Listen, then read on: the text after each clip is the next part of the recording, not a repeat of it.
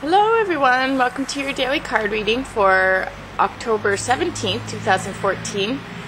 Sorry I didn't get a chance to do a reading yesterday, and I ended up going out last night, so I just didn't have any time. But today I'm going to do kind of a quicker reading, maybe a 3-card spread, and then this evening I'll post for tomorrow, and I'll get back outside. I know everybody liked the outdoor reading with the chickens, so we'll do that next time around. So anyway, I'm going to draw 1 tree magic card and then 3 moving cards with the chickens, like past, present, future.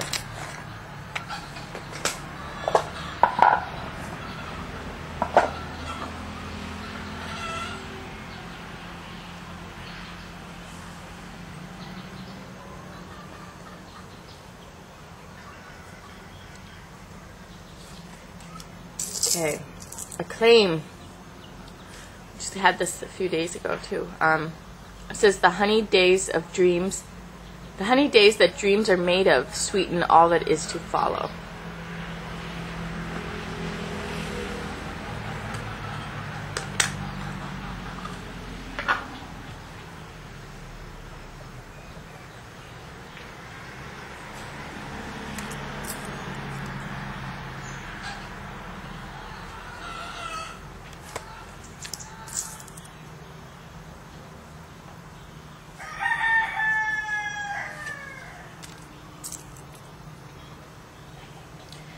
Okay, so first of all, this maple tree card is really about kind of transformation also, or kind of that stage of death where everything right before there's a death, there is or a major change, like all the colors come out, like just full-blown expression of an essence. So, you know, like for example, this is fall, and then the leaves right before they all fall off the trees, they come to full bloom or full color, and then you know, so they have this acclaim. They really they kind of have their glory moment in the end, where, you know, recognition and there's a reflection on the life, and it's almost like yeah, I mean, right before there's a major change or a major shift, it's almost like there's a full definition or a coming, you know, the colors are visible, or the person is visible, or, you know, the situation becomes visible. It's like this point of clarity of expression and manifestation, really. I mean, it's like something comes to full definition, full color, full vision for people to see. So in our past position we have Sagey Birdie, which is she's like the 7th chakra, the wise one that can listen in all ways and see in all ways. So it's like really being able to know body language, know the subtleties, know the subconscious, know the not what is being said, but how it's being said, and the words without words. You know, I mean, the messages beyond the words, the messages beyond what is happening. It's like really seeing all the different layers of the reality, the unseen, the feeling, the thoughts, the complexity. You know, when people act sometimes, or, you know, act out, or, you know, have some expression, it's a lot of times it's has to do with not even that moment, or that the superficial has nothing to do with the, you know, that present. It has to do with a whole complexity of history and and other relationships, and just it has complex dynamics, everything. So when somebody says something or somebody does something, really hearing the messages beyond the superficial, really seeing reality or seeing the events of the physical world way beyond the superficial level. So this is really about having a full understanding of why things happen the way they happen, and the understanding the deeper meaning of what's going on, hearing the other messages, not the one being spoken, but the unspoken ones. So in the past, it seems like there's this knowingness beyond what we believe, beyond what we experience, this knowingness of what has taken place or what is. So we have this knowingness in the past position, and then in the present position we have Singha, which is the protective lion.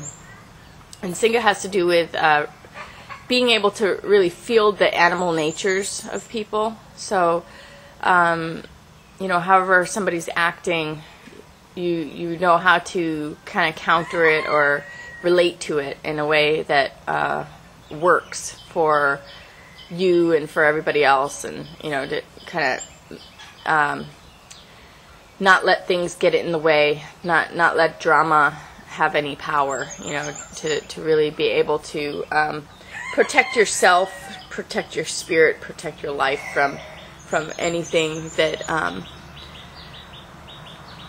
might want attention or might want to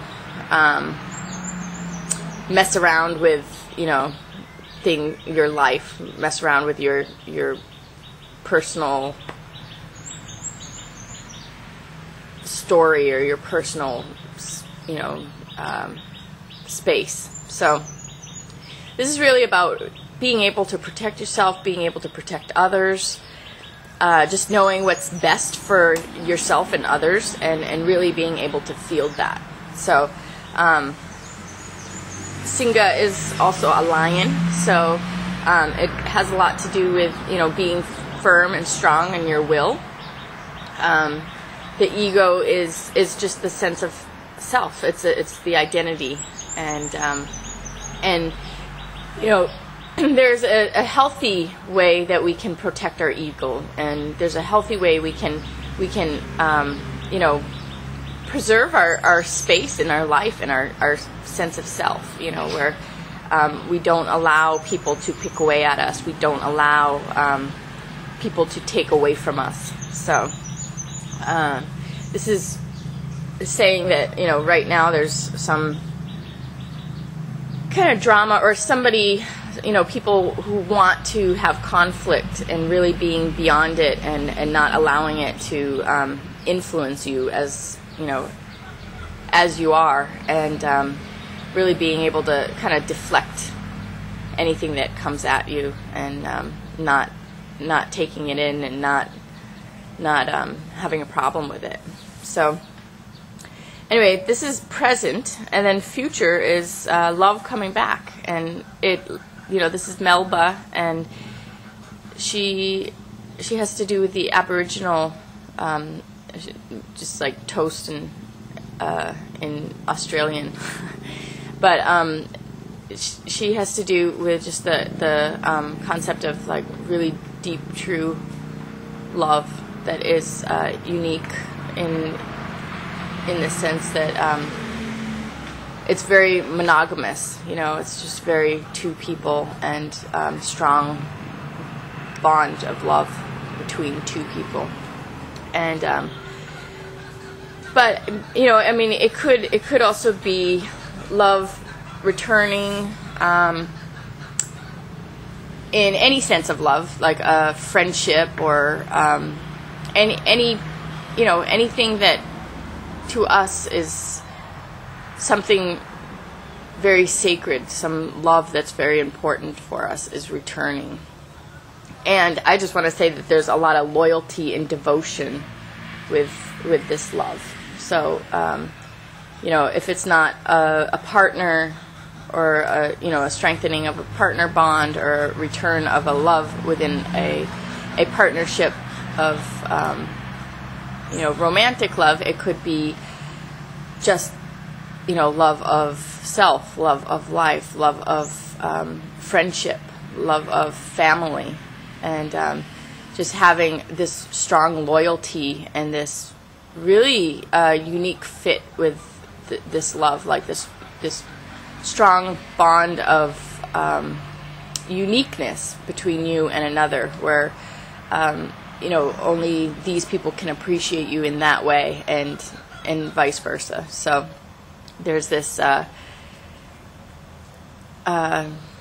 really specific bond that Melba has to do with, where she doesn't fit in, or she doesn't have quite the same experience of love with other people. 'Cause she went to a flock, and then she totally became a different chicken, and then I got her back, and then she went back to exactly how she was before, and she was just always a sweetheart, lover chicken, and lap jumper, and she became very mean at this other house, and because she wasn't in the right place, it wasn't the right fit, and then she was returned to me, and she went back to being a sweetheart. So anyway, stepping back and looking at these with the Acclaim, I want to say that because of this kind of coming to full color here and this transformation, we have really an excellence of self, an excellence of seeing and knowing and being able to hear and listen on many levels. So there's this excellence of knowingness here that has a foundation for us, and then we can really feel the drama, deflect it. There might be some stuff in our present, but we can manage it really well.